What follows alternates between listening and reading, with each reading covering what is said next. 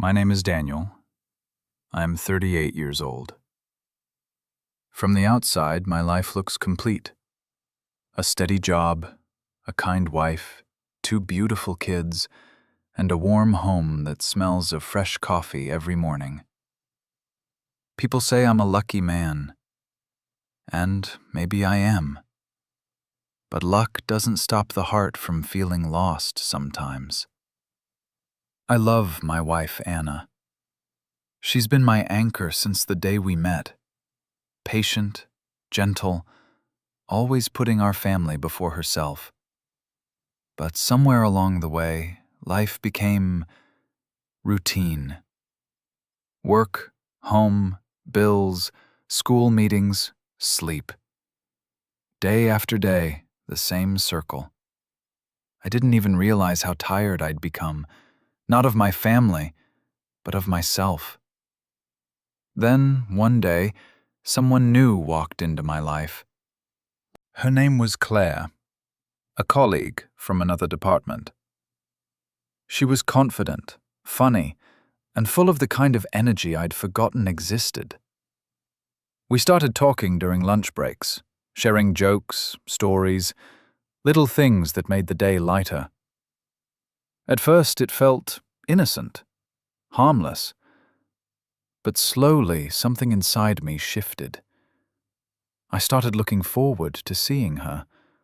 I'd check my phone, waiting for her message.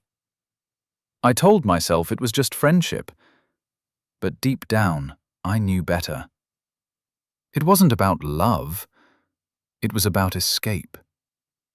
Escape from the silence that had grown between Anna and me, from the exhaustion that never left. I didn't cross any lines, not physically, but emotionally, I already had. And that's what scared me the most. At home, Anna began to notice the way I smiled at my phone, the way I avoided her eyes. She didn't accuse me, didn't shout. She just asked quietly, "Is everything okay, Daniel?" I nodded, too afraid to face the truth, but the guilt burned inside me like fire. Every time I looked at her, the woman who had stood beside me through every struggle, I felt smaller.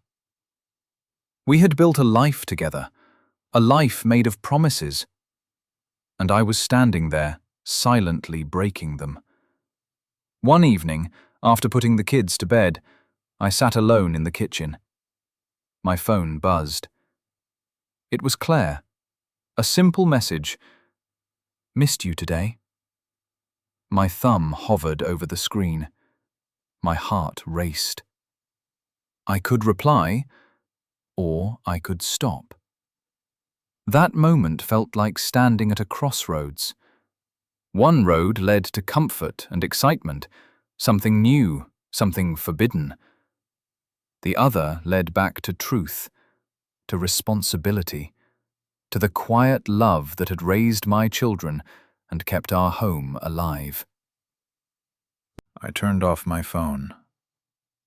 Then I walked into the living room where Anna sat folding laundry. I sat beside her, my voice trembling. "Anna, I need to tell you something."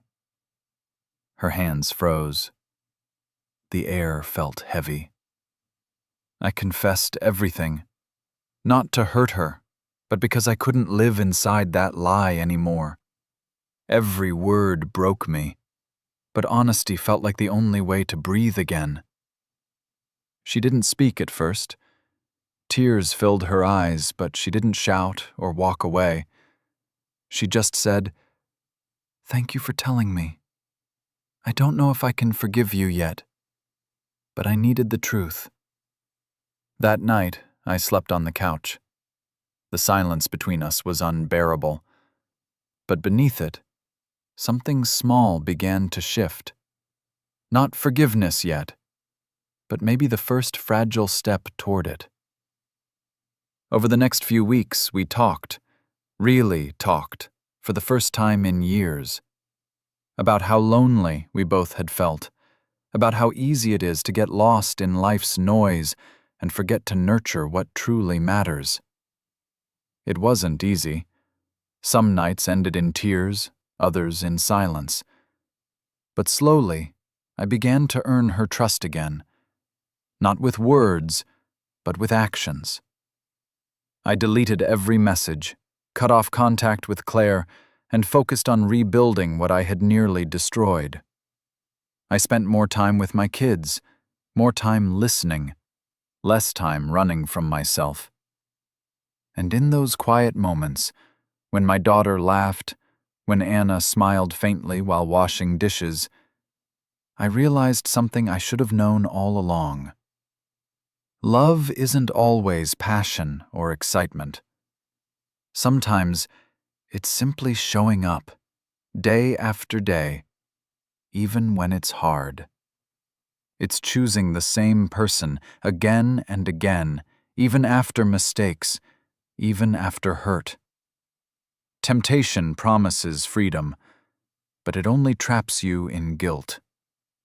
Truth sets you free, even when it breaks you first. Months later, Anna took my hand one evening and said, "I'm not sure I'll ever forget, but I am learning to forgive." Those words were more precious than any I'd ever heard. They weren't just forgiveness, they were grace. Now, when I think about that time, I don't see it as the end of love. I see it as the moment I truly understood it. Love isn't about being perfect. It's about being honest, humble, and brave enough to rebuild what you've broken. I still wake up early, make coffee, and watch the sunrise from our kitchen window. The world feels quieter now, not empty, but peaceful. Because I know that real happiness doesn't come from shortcuts or secrets. It comes from truth, from loyalty, from choosing love, even when it's hard. True happiness comes from honesty and loyalty. Shortcuts of temptation may bring temporary relief, but lasting sorrow.